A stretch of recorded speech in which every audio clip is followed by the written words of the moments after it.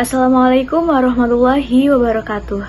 Perkenalkan, nama saya Selvia Nur Apriliani dengan NIM L1A024031. Di sini saya akan mempresentasikan hasil tugas teknik sampling yang sudah saya kerjakan dengan judul Budidaya Mangrove pada Kawasan Desa Mandiri Binaan PT Vale Indonesia Tbk.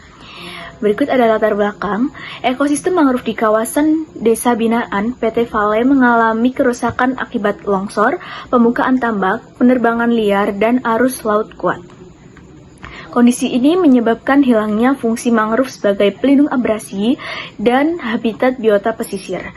Selain itu, minimnya pemahaman masyarakat dan kurangnya kontribusi dalam rehabilitasi menyebabkan banyak program sebelumnya gagal.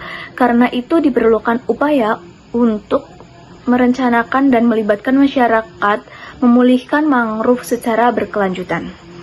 Jadi ini tuh berada di kawasan pesisir Kecamatan Malili, Kabupaten Laut Timur, Provinsi Sulawesi Selatan.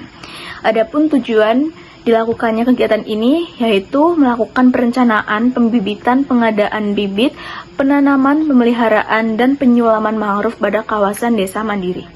Kemudian melibatkan masyarakat pesisir sebagai bagian dari program pemberdayaan dan konservasi jangka panjang. Selanjutnya mengembalikan fungsi ekologis mangrove yang rusak dan mencegah abrasi maupun kerusakan pantai. Kemudian menguatkan kapasitas kelompok nelayan melalui pelatihan dan pendampingan budidaya mangrove. Kemudian di sini ada populasi dan sampel. Populasi seluruh wilayah pesisir desa binaan PT Vale, Desa Harapan Wewangrio, Pasi-Pasi, dan Balantang yang mengalami kerusakan mangrove. Kemudian ada juga semua kelompok masyarakat pesisir yang tinggal di wilayah tersebut.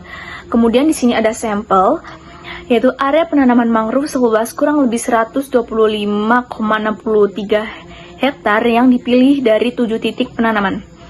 Kemudian selanjutnya masyarakat yang terlibat secara langsung yaitu kelompok nelayan 10 orang pada pembibitan, 17-20 laki-laki pada penanaman. Selanjutnya bibit mangrove sebanyak kurang lebih 198 pohon dengan 10.000 bibit ditanam pada tahap awal. Kemudian di sini ada metode penelitian. Pendekatan participatory dengan teknik purposive sampling yaitu pemulihan lokasi secara sengaja berdasarkan tingkat kerusakan pesisir. Lokasi yang dipilih merupakan area yang mengalami dampak longsor, abrasi berat, dan kehilangan vegetasi mangrove sehingga menjadi prioritas konservasi desa mandiri. Masyarakat yang terlibat dalam kegiatan juga dipilih secara purposif, terutama kelompok nelayan aktif yang dinilai memahami kondisi pesisir dan dapat berperan langsung dalam pembibitan, penanaman, serta pemeliharaan mangrove. Selanjutnya di sini ada alat dan bahan.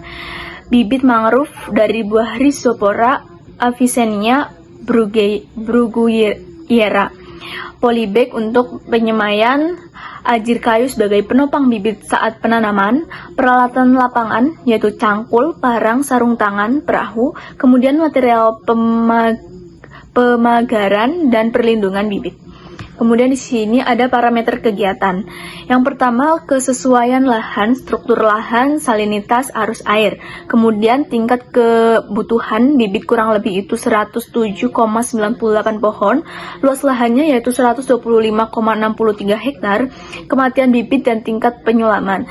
Kondisi ekologi serta penanaman, kejadian abrasi sampah, cuaca. Kemudian di sini ada prosedur pelaksanaan. Prosedur pelaksanaan dimulai dengan survei dan observasi lapangan untuk mengidentifikasi kerusakan akibat longsor serta memetakan area prioritas konservasi. Tahapan berikutnya adalah perencanaan program dengan menentukan 7 titik penanaman di 4 desa dan menghitung kebutuhan bibit. Pembibitan dilakukan oleh 10 nelayan menggunakan buah mangrove matang pada 15-30 Juli 2019. Penanaman dimulai pada 4 Agustus 2019 di Batu Menggoro dengan 10.000 bibit penanaman pertama ditanam menggunakan ajir oleh 17-20 nelayan dalam 3 kelompok. Tahap akhir berupa pemeliharaan dan penyulaman melalui penguatan kelompok masyarakat, penyulaman bibit mati, pemagaran, pembersihan sampah, serta monitoring pertumbuhan setelah 4 bulan. Nah, kesimpulannya, kegiatan rehabilitasi mangrove menghasilkan penanaman bibit pada 7 lokasi prioritas seluas 125,67 hektar dengan total kebutuhan sekitar 107,98 bibit. Keberhasilan rehabilitas mangrove dipengaruhi oleh keterlibatan aktif masyarakat pesisir sebagai pelaksana utama. Program ini efektif karena didukung perencanaan berbasis data lapangan dan pemeliharaan jenis mangrove sesuai kondisi lingkungan. Kegiatan ini juga memberi dampak sosial positif melalui pemberdayaan kelompok nelayan. Meski terdapat hambatan seperti arus kuat, cuaca ekstrim, dan sampah plastik, program tetap menunjukkan bahwa konservasi mangrove dapat berkelanjutan melalui sinergi masyarakat, pemerintah, dan perusahaan. Sekian presentasi yang dapat saya bacakan. Bila ada tutur kata yang kurang berkenan atau kurang lebihnya, saya mohon maaf. Wassalamualaikum warahmatullahi wabarakatuh.